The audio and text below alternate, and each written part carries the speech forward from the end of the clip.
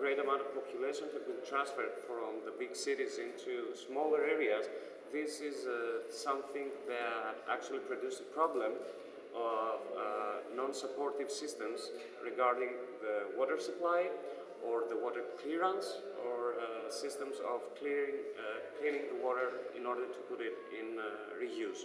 During the economical crisis and during the period that a great amount of public services in Greece was privatized, we came across with the problem of privatizing also our Commonwealth companies, and this is what actually made the people to react because, for example, it was the first time, like in more or less 30 years to 40 years, that people actually voted for something that had to do with everyday living, and it was a part of their Commonwealth, and I'm talking about water.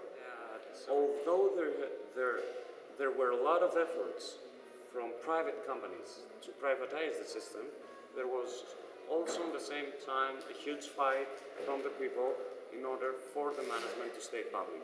And this is something really great. And the problem is that whenever a new government is coming to the hierarchy in order to take the leadership of the country, we are addressing the same subjects and the same problems all over again without even taking into concern what the previous governments have done.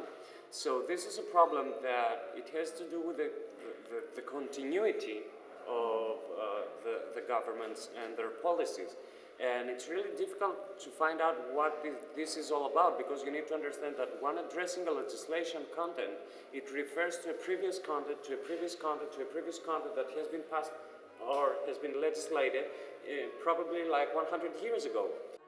There is a legislation that has been passed like 25 years ago, if I'm not wrong, and it has to do with concentrating on the fact that water in Greece should be addressed as a public wealth subject, and we should follow the international laws that says that by the chart of human rights, every person should have access to water supplies, to clear water supplies, and they should be able to have clear water in their houses. We created two companies, one for Thessaloniki and one for Athens, and under this model, the public companies of water surveillance were created in big cities around Greece. But another problem that we surely need to address for a fact is actually the concept that in a lot of areas in Greece, and because we are having a lot of islands, there is no access in clean water. They need to transfer water by boats or by any other means, and this means that probably people have a problem of accessing clean water, and it's also a problem about the agreements made with the transporters of the water, and probably there are amount of time that in the islands we don't actually have clear water. There are new areas that are being inhabited, and we need to address the problem, and we need to create legislation in order to support such groups. For example, there was a huge problem with the centers where immigrants were held, where they didn't have actual connection with clear water or sanitation system. We need to understand that this whole legislation is about continuity and not about the governments voting the legislation. For example, nowadays we have this group of 152 people here in Thessaloniki that created a social cooperative society in order to address the privatization of the Thessaloniki water company, and they managed to stop the selling. And this is something that the central government needs to take into account, where social groups or small groups of people that were actually interested in such things can be heard as a bottom-up and a grassroots ideal provider.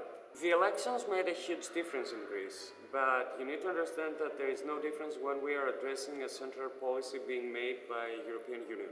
You need to understand that Greece will become a desert within the next 50 years.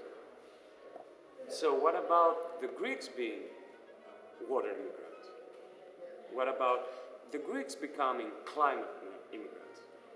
We need to understand right now that there is this huge fight being made by private companies, and I'm referring to the TTIP agreement, which regards the fact that whenever a private company thinks that we shouldn't go against her, see, the company will be able to sue the government or the country by providing evidence that he lost,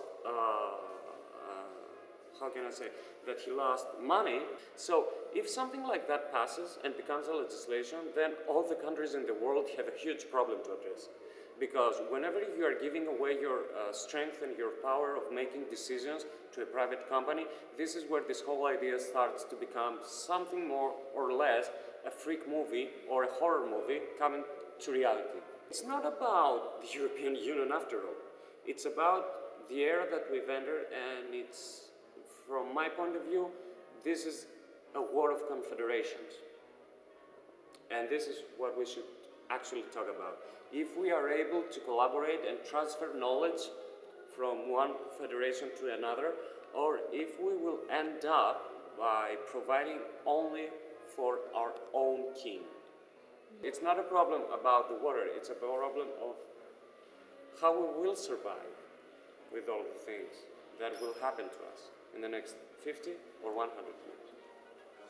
I think the main challenge is to try and collaborate with local communities and try to explain to them about the public wealth and what they should do about it. For example, I need to tell you that from different areas around Greece, there are small groups of people that went out to Germany in this only one company in European Union that it is able to verify that you own a spring. So by going there and providing all the paperwork, they managed to undertake the privatization of the springs for the benefits of the local community, in order for that spring not to become privatized by a foreign company or a big organization. In few years, we will confront the fact that our lives will be logistically balanced by the natural wealth that we own.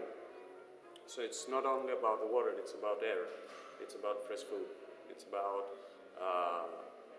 not having a company trying to make a logistic account on how much air you deserve or how much clean water do you deserve. I truly believe that business around water has to do with people try to find a new way to rule over the public.